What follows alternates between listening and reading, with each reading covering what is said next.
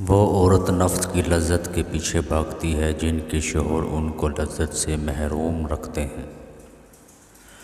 مرد کے مقابلے عورت زیادہ ہم بستر کی خواہش رکھتی ہے، اس لیے مرد کو چاہیے کہ صحبت سے فارغ ہونے کے بعد فوراً جدا نہ ہو۔ ایک عورت آپ کو چھوڑتے وقت شور نہیں کرتی، وہ تب شور کرتی ہے جب آپ کے ساتھ رہنا چاہتی ہو اور آپ اس شور کی طرف دھیان نہ دیں۔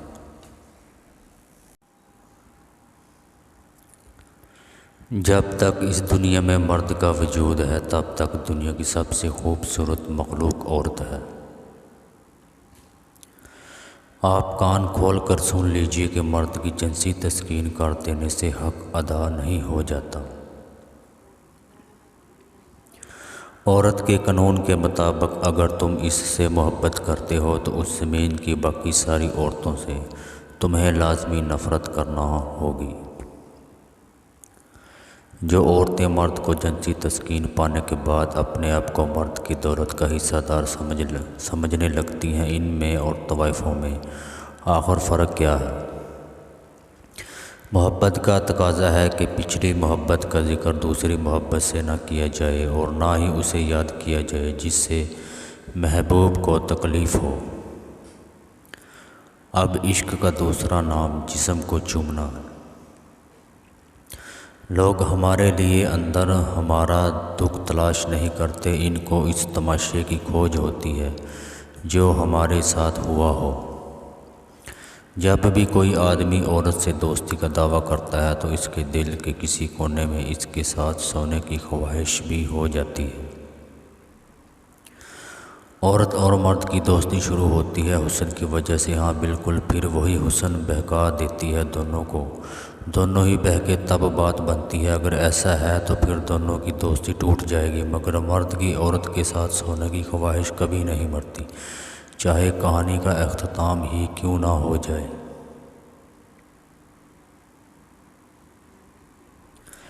جب کوئی عورت کسی مرد کے ساتھ سونے کا فیصلہ کر لیتی ہے تو اس دنیا میں ایسی کوئی دیوار نہیں ہے جو اسے روک سکے، ایسا کوئی قلعہ نہیں ہے جسے وہ تباہ نہ کر دے۔ پھر وہ تمام اخلاقیات کو نظر انداز کر دیتی ہے اور اسے کسی خدا کی فکر نہیں ہوتی۔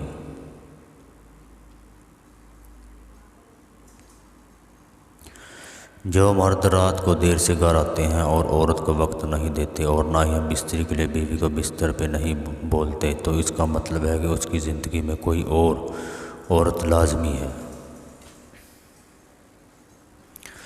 محبت کرے اور نکاح نہ کرے اور مجبوری کا بہانہ بنا کر چھوڑ جائے، چاہے وہ مرد ہو یا عورت، یقین مانے وہ انسان دنیا کا سب سے گھٹیا ترین انسان ہے۔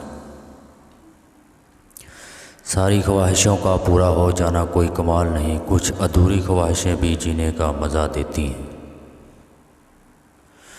وہ شوہر جو بات بات پر وہ الفاظ بولے جس میں طلاق کا ناپسندیدہ لفظ ہو۔ گھروں میں میاں بیوی کے درمیان وقتی ناراضگی ہو جاتی ہے، مگر چھوٹی بات پر طلاق کا لفظ بول کر عورت کو پریشان کرنا بہت بڑی زیادتی ہوتی ہے۔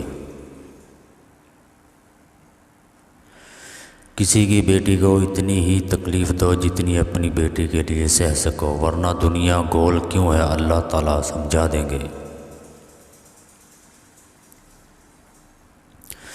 یاد رکھیں ہمارے موجودہ معاشرے کا جب کوئی مرد یہ کہے کہ میں آپ سے پیار کرتا ہوں تو اس کا مطلب ہے کہ وہ عشق کے نام پر آپ کے کپڑے اتارنا چاہتا ہے اور آپ کو ننگا دیکھنا چاہتا ہے۔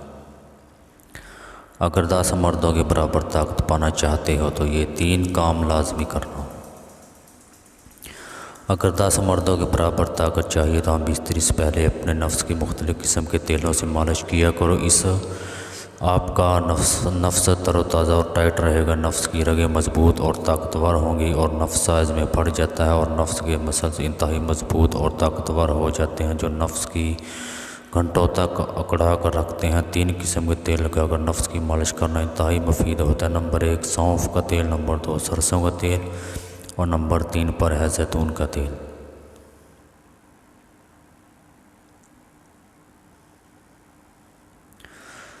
اگر 10 مردوں کی طاقت پانا چاہتے ہیں تو کبھی مشت زنی مت کرنا، اس سے انسان کی کمر اور ٹانگیں کمزور ہو جاتی ہیں۔ ٹانگوں اور کمر میں درد ہونے لگتا ہے۔ مشت زنی کرنے سے مرد کی نظر کمزور ہو جاتی ہے، نفس کی رگیں کمزور ہو جاتی ہیں۔ اگر کوئی مرد مشت زنی کرتا ہے تو اس کے ہاتھ کی رگڑ سے نفس زخمی ہو جاتا ہے، پھر ہم بستری کے دوران نفس جلدی ڈھیلا ہو جاتا ہے اور مرد کی ٹائمنگ انتہائی کم ہو جاتی ہے۔ اگر مردانہ طاقت چاہتے ہو تو کبھی بھی مشت زنی مت کرنا۔